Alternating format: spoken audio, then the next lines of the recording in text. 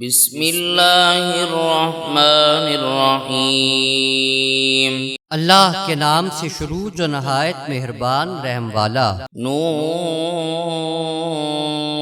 والقلم وما يسطرون ما أنت بنعمة ربك بمجنون۔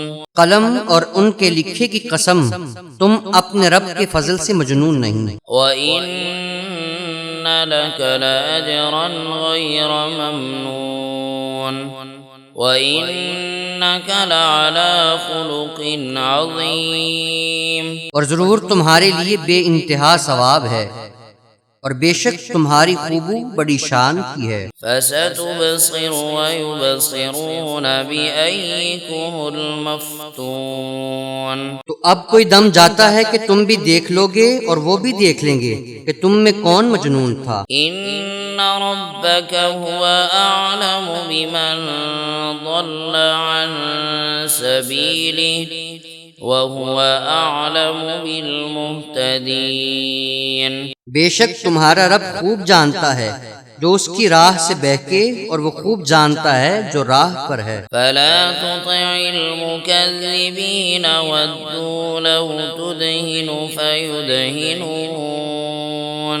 تو جھٹلانے والوں کی بات نہ سننا، وہ تو اس آرزو میں ہیں کہ کسی طرح تم نرمی کرو تو وہ بھی نرم پر جائیں۔ وَلَا تُطِعْ كُلَّ حَلَّافٍ مَّهِينٍ ہَمَّازٍ مَّشَّاءٍ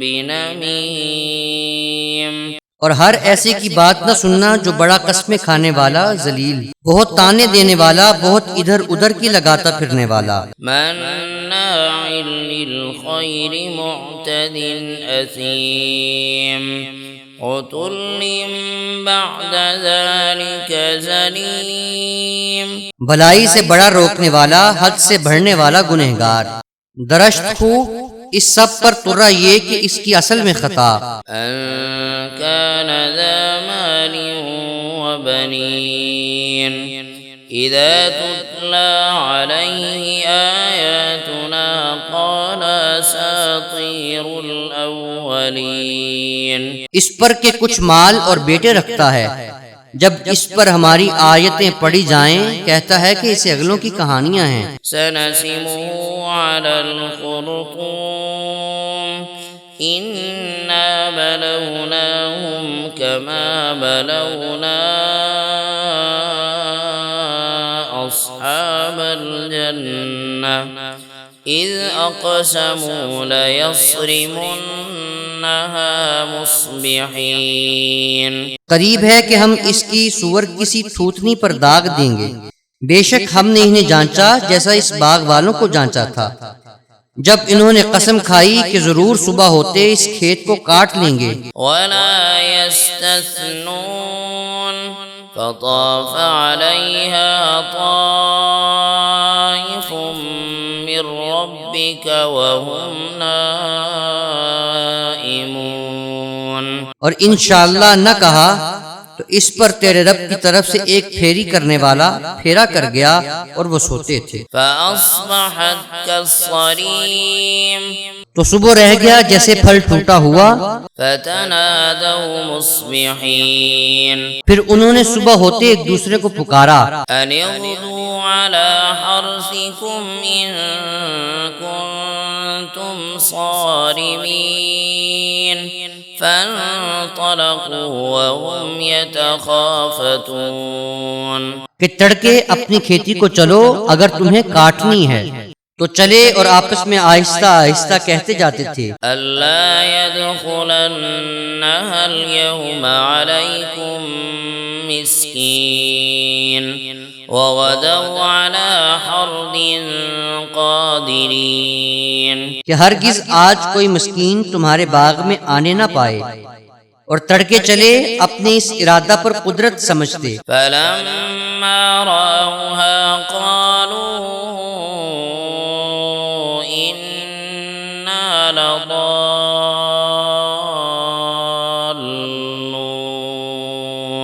پھر جب اسے دیکھا بولے بے شک ہم راستہ بہک گئے۔ بل نحن محرومون قال أوسطهم ألم أقل لكم لولا تسبحون بلکہ ہم بے نصیب ہوئے۔ ان میں جو سب سے غنیمت تھا بولا کیا میں تم سے نہیں کہتا تھا کہ تسبیح کیوں نہیں کرتے؟ قالوا سبحان ربنا إنا كنا ظالمين بولے پاکی ہے ہمارے رب کو، بے شک ہم ظالم تھے۔ فأقبل بعضهم على بعض يتلاومون قالوا يا ويلنا إنا كنا طاغين اب ایک دوسرے کی طرف ملامت کرتا متوجہ ہوا، بولے ہائے خرابی ہماری، بے شک ہم سرکش تھے۔ عسى ربنا أن يبدلنا خيرا منها إنا إلى ربنا راغبون امید ہے ہمیں ہمارا رب اس سے بہتر بدل دے، ہم اپنے رب کی طرف رغبت لاتے ہیں۔ كذلك العذاب ولعذاب الآخرة أكبر لو كانوا يعلمون مار ایسی ہوتی ہے اور بے شک آخرت کی مار سب سے بڑی، کیا اچھا تھا اگر وہ جانتے۔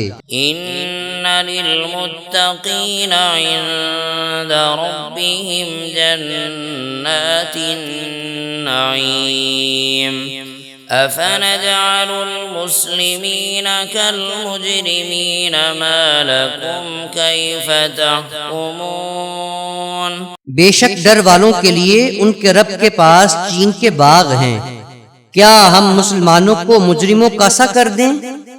تمہیں کیا ہوا، کیسا حکم لگاتے ہو؟ أم لكم كتاب فيه تدرسون إن لكم فيه لما تخيرون کیا تمہارے لیے کوئی کتاب ہے اس میں پڑھتے ہو؟ کیا تمہارے لیے اس میں جو تم پسند کرو؟ أم لكم أيمان علينا بالغة إلى يوم القيامة إن لكم لما تحكمون یا تمہارے لیے ہم پر کچھ قسمیں ہیں قیامت تک پہنچتی ہوئی کہ تمہیں ملے گا جو کچھ دعویٰ کرتے ہو؟ سلهم أيهم بذلك زعيم أم لهم شركاء فليأتوا بشركائهم إن كانوا صادقين تم ان سے پوچھو ان میں کون سا اس کا ضامن ہے، یا ان کے پاس کچھ شریک ہیں تو اپنے شریکوں کو لے کر آئیں اگر سچے ہیں۔ يوم يكشف عن ساق ويدعون إلى السجود فلا يستطيعون جس دن ایک ساق کھولی جائے گی جس کے معنی اللہ ہی جانتا ہے، اور سجدے کو بلائے جائیں گے تو نہ کر سکیں گے۔ خاشعة أبصارهم ترهقهم ذلة وقد كانوا يدعون إلى السجود وهم سالمون نیچی نگاہیں کیے ہوئے ان پر خواری چڑھ رہی ہوگی، اور بے شک دنیا میں سجدہ کے لیے بلائے جاتے تھے جب تندرست تھے۔ فذرني ومن يكذب بهذا الحديث سنستدرجهم من حيث لا يعلمون تو جو اس بات کو جھٹلاتا ہے اسے مجھ پر چھوڑ دو، قریب ہے کہ ہم انہیں آہستہ آہستہ لے جائیں گے جہاں سے انہیں خبر نہ ہوگی۔ وَأُمْلِي لَهُمْ إِنَّ كَيْدِي مَتِينٌ أَمْ تَسْأَلُهُمْ أَجْرًا فَهُمْ مِنْ مَغْرَمٍ مثقلون اور میں انہیں ڈھیل دوں گا، بے شک میری خفیہ تدبیر بہت پکی ہے۔ یا تم ان سے اجرت مانگتے ہو کہ وہ چٹی کے بوجھ میں دبے ہیں؟ ام عندهم الغیب الغيب فهم يكتبون یا ان کے پاس غیب ہے کہ وہ لکھ رہے ہیں۔ فاصبر لحكم ربك ولا تكن كصاحب الحوت إذ نادى وهو مكظوم۔ تو تم اپنے رب کے حکم کا انتظار کرو اور اس مچھلی والے کی طرح نہ ہونا جب اس حال میں پکارا کہ اس کا دل گھٹ رہا تھا۔ لولا أن تداركه نعمة من ربه لنبذ بالعراء وهو مذموم۔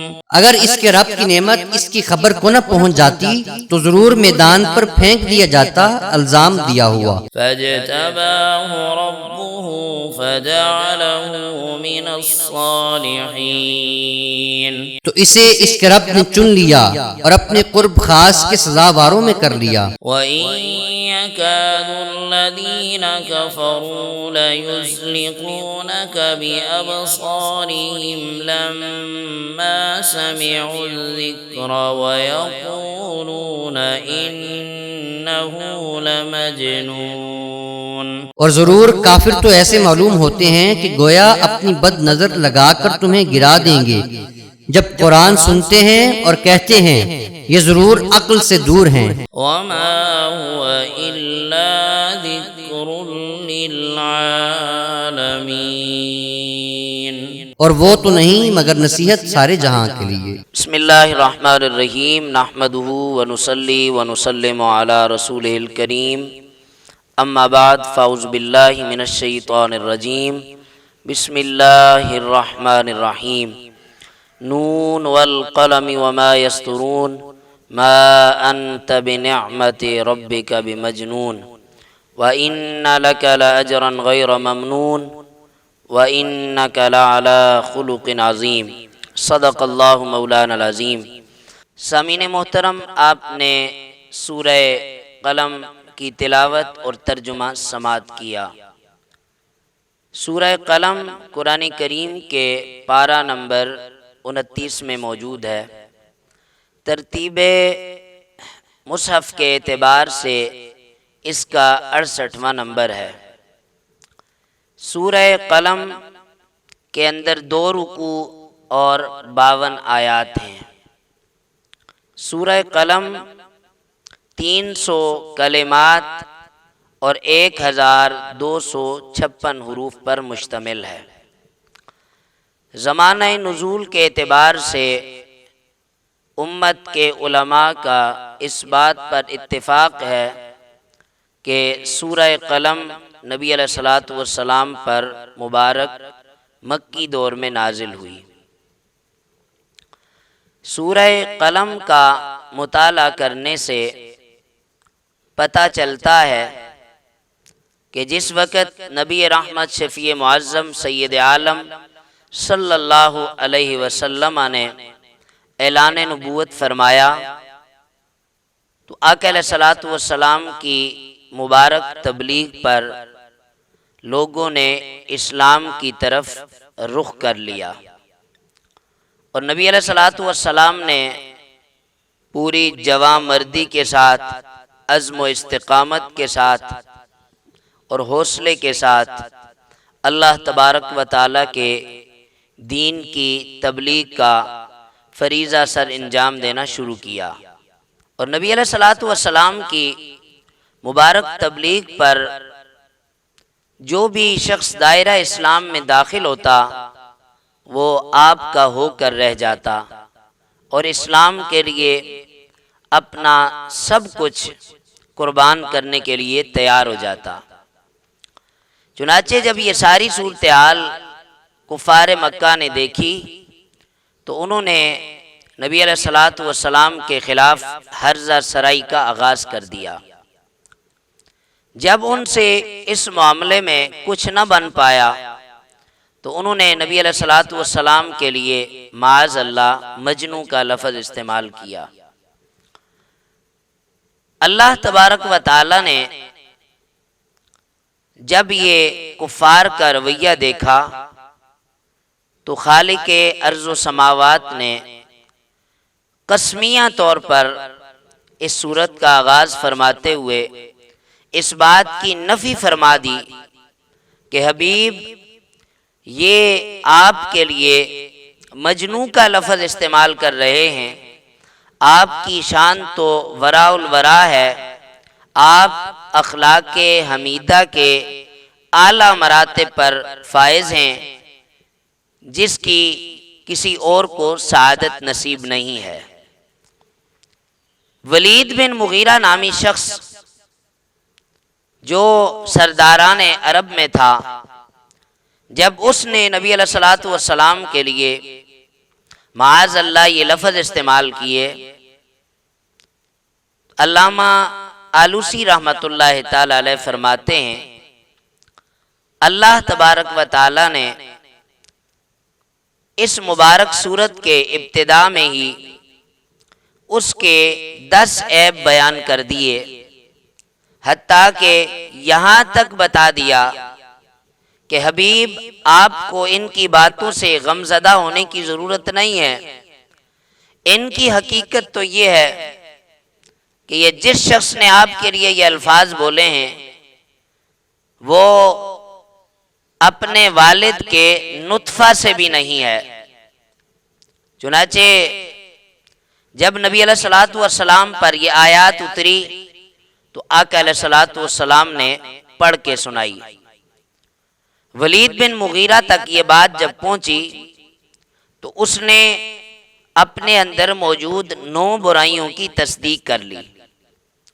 جب اس نے اس کے ساتھ یہ بات سنی کہ وہ اپنے والد کے نطفہ سے نہیں ہے، اس نے تلوار اٹھائی اور جا کر اپنی ماں سے کہنے لگا کہ مجھے لات، منات اور عزات کی قسم ہے کہ مسلمانوں کے پیغمبر نے میرے متعلق جو 9 باتیں بیان کی ہیں اس میں سے ایک بات بھی ایسی نہیں ہے کہ جو جھوٹی ہو، لیکن اس نے یہ جو 10واں لفظ بولا ہے تو میں اس کی تصدیق آپ سے ہی کر سکتا ہوں۔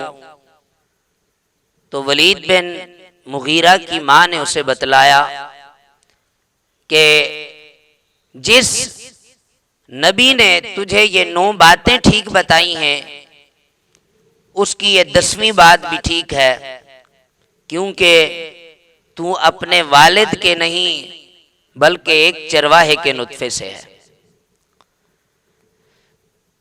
اب قرآن کریم کی ان آیات سے ہمیں پتہ چلتا ہے کہ اللہ تبارک و تعالی نبی رحمت شفیع معظم سید عالم صلی اللہ علیہ وسلم کے معاملے میں اس قدر غیور ہے کہ جس کا عقل انسانی اندازہ نہیں کر سکتی۔ حالانکہ حقیقت حال یہ ہے کہ اللہ تبارک و تعالی نے نبی رحمت شفیع معظم سید عالم صلی اللہ علیہ وسلم کی زبانی امت کو یہ تعلیم دی ہے۔ وہ شخص جو دنیاوی فراوانی کے باوجود، دنیاوی مال و زر کے باوجود کسی کو ایک جبہ بھی نہ دے سکے، اس سے برا کون انسان ہو سکتا ہے۔ اس کے بعد ساتھ ہی اللہ تبارک و تعالی نے یہ بتلا دیا کہ حبیب وہ لوگ جو آپ کی پیروی کر رہے ہیں، آپ کی اتباع کر رہے ہیں، ان کا ٹھکانہ ضرور بالضرور جنت ہوگا، اور ان کے ساتھ جو معاملہ اختیار کیا جائے گا وہ کفار سے بالکل الگ ہوگا، اور جو معاملہ کفار کے ساتھ کیا جائے گا، جو لوگ اپنے رب کے حضور جبین نیاز خم نہیں کرتے، جو لوگ اپنی دولت پر اتراتے ہیں، جنہیں اپنی دولت پر گھمنڈ ہے، اے حبیب آپ کا رب قیامت کے دن انہیں رسوا کرے گا۔ اور جو لوگ آپ کی پیروی کر رہے ہیں، آپ کی اتباع کر رہے ہیں، آپ کے بتائے ہوئے دین کو اپنے سینوں میں جگہ دے کر اس کے مطابق اپنی زندگیاں گزار رہے ہیں، اللہ تبارک و تعالی قیامت کے دن ان کے حصے میں، ان کے مقدر میں جنت فرما دے گا۔ اس کے بعد اللہ تبارک و تعالی نے حضرت سیدنا یونس علیہ نبینا علیہ الصلوۃ والسلام کی قوم کے متعلق واقعہ بیان کرنے کے بعد نبی علیہ الصلوۃ والسلام کو تسلی دی کہ حبیب گھبرانے کی ضرورت نہیں ہے، یہ لوگ آپ کا کچھ نہیں بگاڑ سکتے کیونکہ آپ کا رب آپ کے ساتھ ہے۔ کفار کے دلوں میں نبی علیہ الصلوۃ والسلام کا بغض، حسد اور کینہ کوٹ کوٹ کر بھرا ہوا تھا۔ وہ نبی علیہ الصلوۃ والسلام کو خصوصاً اس وقت جب اللہ کے محبوب صلی اللہ علیہ وسلم قرآن کی تلاوت فرما رہے ہوتے تو کفار مکہ کا بس نہ چلتا کہ وہ کس کس طریقے سے اللہ کے محبوب صلی اللہ علیہ وسلم کو تکلیف دیں۔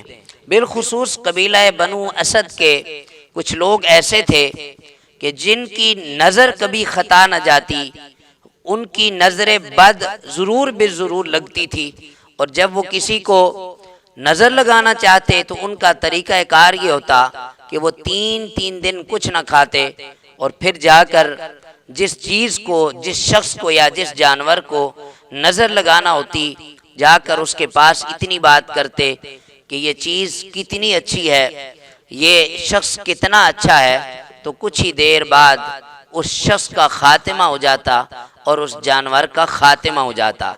تو یہاں پر یہی صورتحال تھی کہ وہ نبی علیہ الصلوۃ والسلام کو نظر بد لگانا چاہتے تھے۔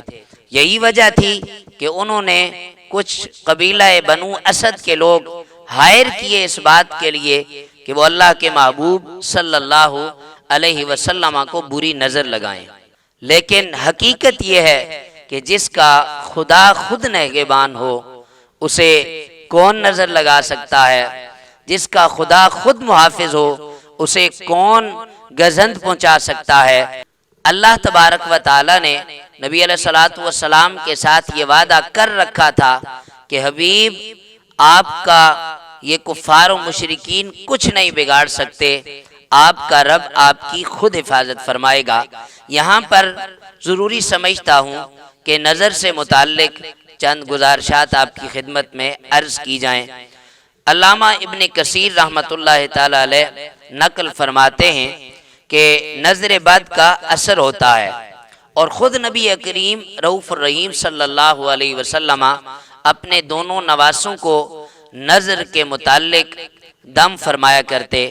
آقا علیہ الصلوۃ والسلام یہ کلمات پڑھتے: اعوذ بکلمات اللہ التامات من کل شیطان وہامۃ ومن کل عین لامۃ۔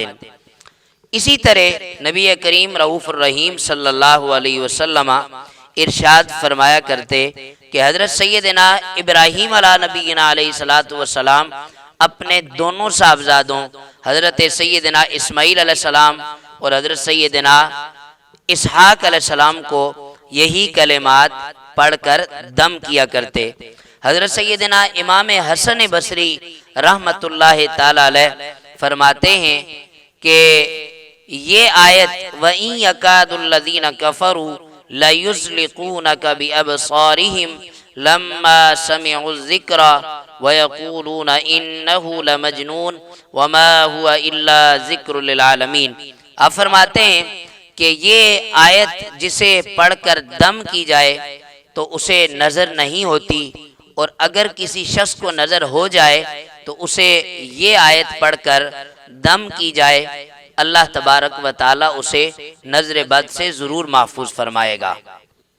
اللہ تبارک و تعالی نے اس سورت کے آغاز میں بھی اور اس سورت کے اختتام پر بھی اس بات کا رد کر دیا کہ حبیب آپ اخلاق حسنہ کے اعلیٰ مراتب پر فائز ہیں، یہ لوگ آپ کو مجنون کہتے ہیں، آپ کا رب اس بات کی تردید فرماتا ہے، لہذا اسے کون مجنون کہنے کی جرت کر سکتا ہے، جسارت کر سکتا ہے کہ جس کو دیکھ کے رب یاد آ جاتا ہے، جس کی باتیں دلوں میں رس گھولتی ہیں، جس کی باتیں سن کے سینہ نور ایمان سے جگمگا جاتا ہے۔